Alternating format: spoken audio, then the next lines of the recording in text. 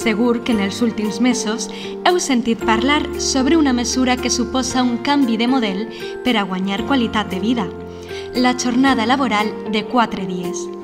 I per a continuar aprenent sobre ella, des de la Vora vam organitzar en maig de 2022 a València la Cimera Internacional de la Setmana de 4 dies, on vam escoltar líders polítics, socials i empresarials de tot el món debatre sobre aquesta revolució. I sabeu què vam aprendre?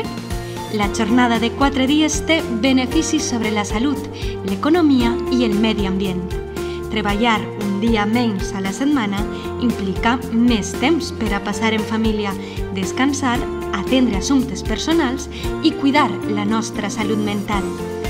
També són menys desplaçaments, menys emissions, més temps per a poder comprar en comerços locals i afavorir un ecosistema social més sostenible.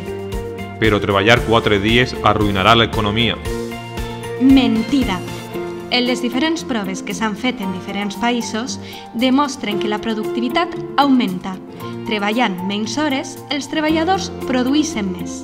Per tot això, i molt més, continuarem treballant per a consolidar aquest nou model i, per fi, gaudir d'unes condicions de vida del segle XXI. La Vora, Servei Valencià d'Ocupació i Formació. Generalitat Valenciana. Tots a una veu.